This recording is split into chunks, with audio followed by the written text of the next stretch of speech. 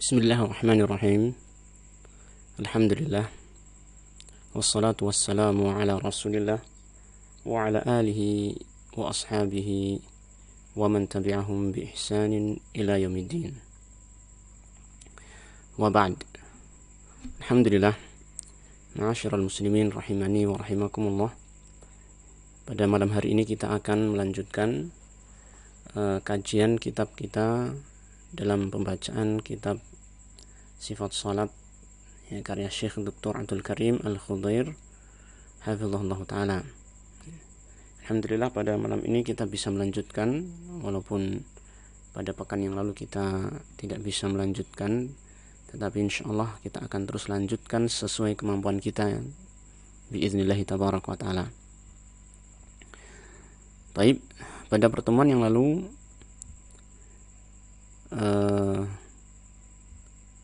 kita sudah membaca penjelasan dari penulis dalam masalah tata cara salat, yaitu tentang masalah sakatat fi shalah, yaitu keadaan diamnya Rasulullah SAW tidak menjaharkan bacaan di dalam salatnya, yaitu ketika setelah takbiratul ihram dan dua tempat lainnya yang diperselisihkan oleh para ulama, yaitu setelah membaca surat Al-Fatihah dan sebelum ruku'.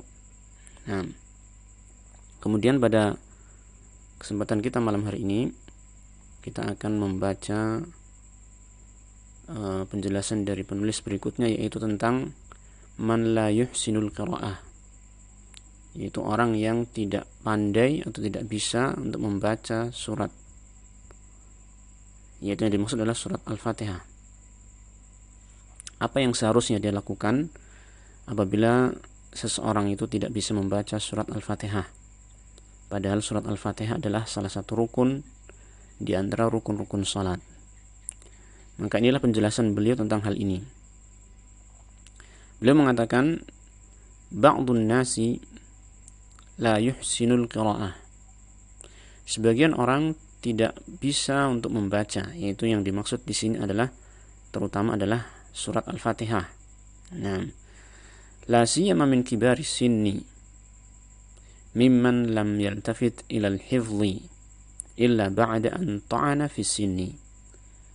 Terutama ini dari kalangan orang-orang yang sudah lanjut usia, min kibari sin, mimman lam yaltafit, di antara orang-orang yang tidak pernah ini pada dulunya, pada masa mudanya tidak pernah memperhatikan untuk menghafalkan ini Al-Quran, kecuali setelah dia berumur lanjut usia, ya. Ketika dia telah bertambah usianya, ketika dia telah menjadi tua, baru dia memberikan perhatian kepada masalah menghafal Al-Quran ini, menghafal surat Al-Fatihah. Maka tentu saja dia itu akan mendapati kesulitan dalam membaca surat Al-Fatihah tersebut. Nah, faqad yakunu hafizan lil Fatihati lakin hifdhuhu ghairu mujzi'in. Terkadang orang tersebut bisa menghafal surat Al-Fatihah, akan tetapi hafalannya tersebut dikatakan ghairu mujzi', tidak mencukupi, yakni karena kemungkinan banyak kesalahan-kesalahan yang merupakan lahnun jali yang bisa merubah makna, ya. Maka kalau bacaannya atau hafalannya seperti ini, tentu saja ini hafalan yang tidak mencukupi, ya. Li'annahu ghairu sahihin, karena itu bacaan yang tidak atau hafalan yang tidak benar. Ya, maka bagaimana yang seharusnya orang tersebut melakukan? Nah, fa ba'dhum yaqra'u qawlahu ta'ala thumma latus'alunna yawma idzin 'anil na'im. Di sini beliau mencontohkan salah satu kesalahan yang mungkin dilakukan oleh sebagian mereka, yaitu sebagian mereka membaca firman Allah Ta'ala dalam surat At-Takatsur ayat yang ke-8, thumma latus'alunna yawma idzin 'anil na'im, kemudian sungguh kalian akan ditanya pada hari itu, yaitu pada hari kiamat, tentang kenikmatan, yaitu kenikmatan yang Allah berikan kepada kalian. Kalian akan dimintai pertanggungjawabannya. Nah, kalimat ini dalam ayat ini hakadha mereka membaca ayat tersebut demikian. Tsumma la tus'alunna yawma idzin 'anil na'im. Ini dipanjangkan huruf la-nya yang seharusnya dipendekkan di sini satu harokat. Tsumma la tus'alunna, ya. Namun dia membacanya panjang. Tsumma la tus'alunna. Yang ini tentu saja akan merubah makna 180 derajat. Ya. Kalau tadi dikatakan dalam terjemahannya, yaitu kemudian sungguh kalian akan ditanya, ya kan? Maka di sini dalam kalimat yang dipanjangkan huruf la-nya akan berubah menjadi kemudian sungguh kalian tidak akan ditanya. Ya, ada tidak akan ditanya. Di sini penafian. Nah, tsumma la tus'alunna yawma idzin 'anil na'im. Kemudian sungguh kalian tidak akan ditanya pada hari itu tentang kenikmatan-kenikmatan. Ya, Masya Allah. Salah dalam hal panjang pendeknya satu huruf saja bisa merubah makna 180 derajat.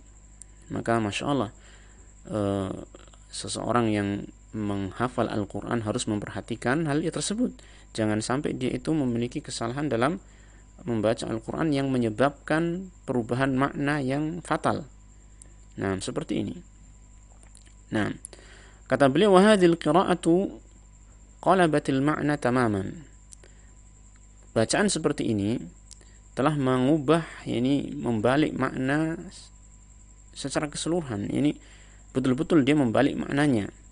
Fabadalan min an kanatil lamu litta'kidi asbahat la nafiyata.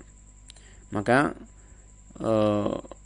yang sebelumnya itu lamnya itu adalah lam litta'kid, untuk penegasan, penguatan bahwasanya sungguh-sungguh benar akan ditanya, maka diubah menjadi apa? La nafiyah. La yang memberi makna penegasian, yaitu penegatifan kalimat. Nah,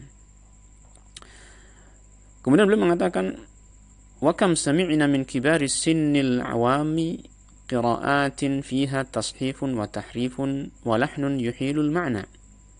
Dan betapa banyak, kata beliau, kami telah mendengar dari orang-orang yang sudah sepuh, orang yang sudah tua, ya kan, dari kalangan orang-orang yang awam, ya, bacaan-bacaan yang mereka baca, ya, di sana terdapat tashifun wa tahrifun, ini pengubahan bacaan-bacaan dan pengubahan makna-makna dikarenakan salah baca tadi, walahnin yuhilul makna, dan kesalahan yang mengubah makna.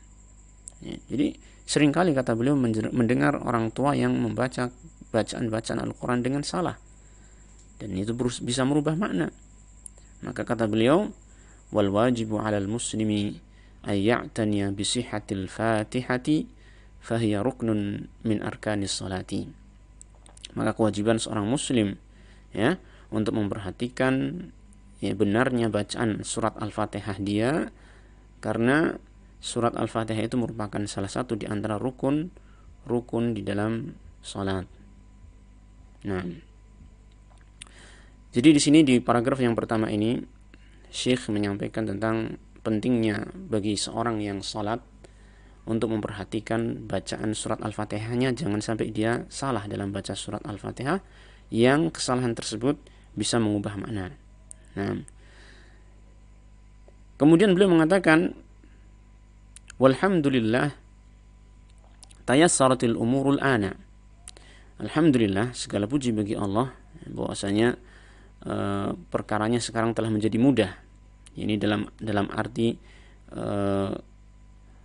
usaha manusia di dalam rangka untuk memperbaiki bacaan itu sekarang lebih mudah daripada zaman dahulu. Karena apa? Fahilaqul Qur'ani fi kulli makanin. Di sana terdapat halaqah-halaqah Quran di berbagai tempat. Wal buyutu mamlu'atun biman yaqra'ul Qur'ana minadh-dhukuri wal inath. Dan rumah-rumah kaum muslimin penuh dengan orang yang mampu membaca Al-Quran, baik dari kalangan laki-laki maupun dari kalangan wanita. Artinya sekarang alhamdulillah banyak orang yang sudah bisa membaca Al-Quran. Banyak diadakan halaqah-halaqah Quran, ini majelis-majelis yang mengajarkan di sana Al-Quran. Fama alladhi yamna'u kabiras sinni min rajulin aw imra'atin ay yatluba min waladihi aw ibnatihi aw ghairihima ay yuhaffidhahu al-Fatihata. Maka apa yang menghalangi seorang yang sudah tua ini, baik itu dari kalangan laki-laki ataupun wanita, untuk dia meminta kepada anaknya misalnya, anak laki-lakinya atau anak wanitanya atau yang lain, untuk mengajari dia menghafal surat Al-Fatihah. Nah, wa yata'allama qira'ataha qira'atan sahihatan. Nah, wa yata'allama qira'ataha qira'atan sahihatan. Ini sehingga dia bisa mempelajari membaca Al-Quran atau surat Al-Fatihah ini secara khusus dengan bacaan yang benar. Wa yabdhula fi dzalika juhdahu, dan dia mengerahkan, mengeluarkan ya segenap usahanya dalam rangka untuk mempelajari surat Al-Fatihah tersebut. Apa yang menghalanginya? Ini maksudnya di sini beliau menegaskan akan kemudahan yang Allah berikan pada zaman ini untuk mempelajari Al-Quran, khususnya adalah surat Al-Fatihah. Nah, jadi di sini beliau sekali lagi menekankan agar setiap orang, setiap kaum muslimin betul-betul berusaha untuk mampu membaca surat Al-Fatihah. Ya, sebisa mungkin dia belajar, ya, semaksimal mungkin dia belajar. Lalu kemudian beliau menyampaikan inti yang ingin beliau sampaikan dalam pembahasan ini, yaitu bagi orang yang memang betul-betul tidak bisa membaca surat Al-Fatihah, bagaimana yang dilakukan di dalam salatnya. Beliau mengatakan, fa in sa'uba 'alaihi al-hifdhu wastaghlaqat hafizatuhu wa 'ajaza 'an dzalika iktafa bit-tahmidi wat-takbiri wat-tahlili. Nah, jadi di sini solusinya bagi orang yang memang tidak bisa membaca surat Al-Fatihah. Beliau mengatakan apabila memang susah baginya untuk menghafal, ini menghafal surat Al-Fatihah tentunya, wastaghlaqat hafizatuhu, dan hafalannya itu sudah tertutup, ya, ingatannya maksudnya adalah telah tertutup, tidak lagi bisa untuk menghafal surat Al-Fatihah.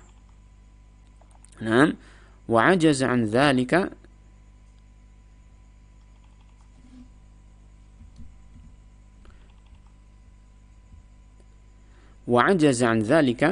dan dia tidak mampu untuk menghafal, ya kan? Tadi ingatannya sudah tertutup, ya kan? Dia susah untuk menghafalnya, bahkan ajaza an dzalika, betul-betul tidak mampu untuk menghafal. Maka apa yang dilakukan? Maka kata beliau, iktafa bit-tahmidi wat-takbiri wat-tahlili. Maka cukup baginya untuk mengucapkan tahmid, yakni alhamdulillah, wat-takbir, mengucapkan takbir, wat-tahlil, dan mengucapkan tahlil, yaitu la ilaha illallah. Nah, jadi cukup baginya untuk bertahmid, bertakbir, dan bertahlil. Ya, ini bagi orang yang memang betul-betul tidak mampu untuk membaca surat Al-Fatihah. Tentu saja kalimat-kalimat ini, yaitu tahmid, alhamdulillah, Allahu akbar, dan la ilaha illallah, kalimat yang mudah untuk dipelajari. Ya, lebih mudah daripada mempelajari surat Al-Fatihah, ya kan? Maka ini sebagai solusinya bagi orang yang tidak bisa membaca surat Al-Fatihah dalam salatnya. Dan hal ini berlandaskan hadis yang beliau sebutkan di sini dari Rifa'ah ibn Rafi', fa'an Rifa'ata ibn Rafi'in anna Rasulullah sallallahu alaihi wasallam 'allama rajulan as-salata. Ya, bahwasanya Nabi Muhammad Rasulullah sallallahu alaihi wasallam mengajarkan kepada seseorang salat. Ya, mengajarkan salat kepada seseorang. Faqal, maka Rasulullah sallallahu alaihi wasallam bersabda, "Idza kana ma'aka Qur'anun faqra,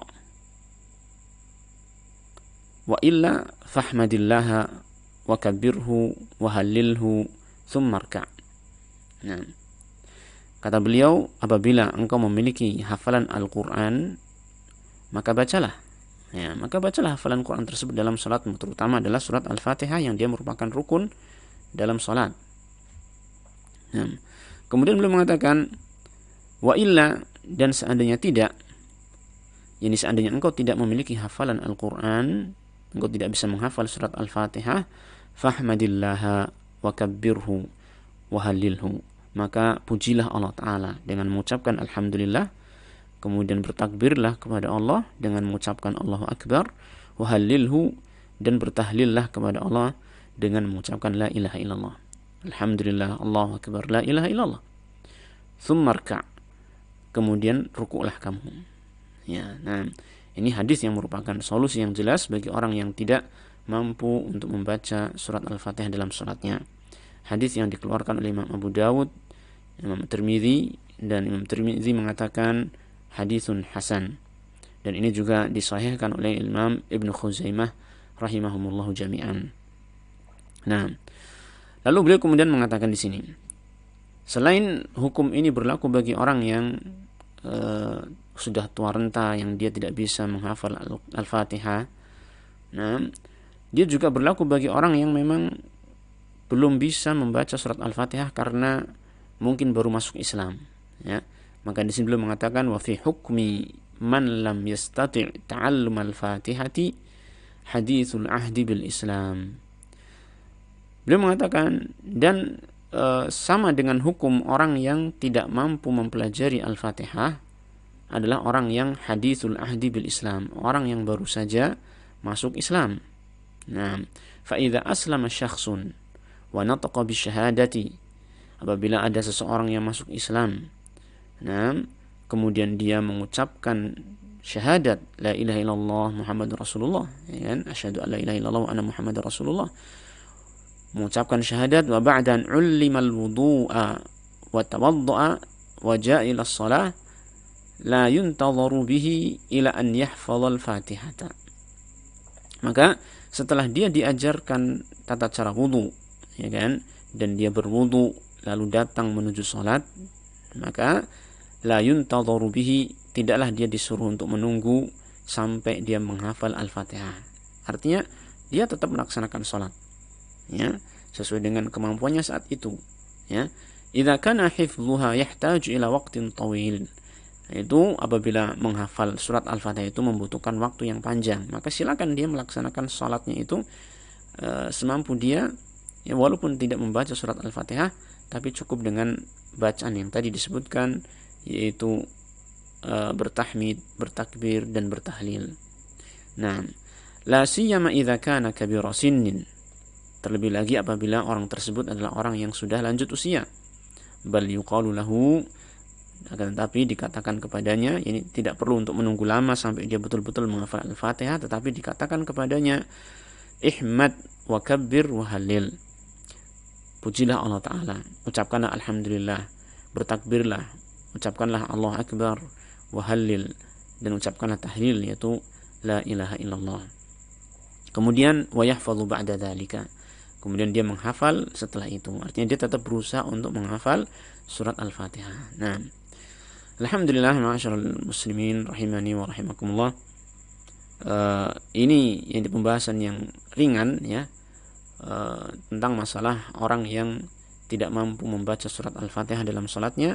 Maka ternyata di sana ada solusi dari syariat ini, yaitu cukup untuk membaca tahmid, takbir, dan tahlil.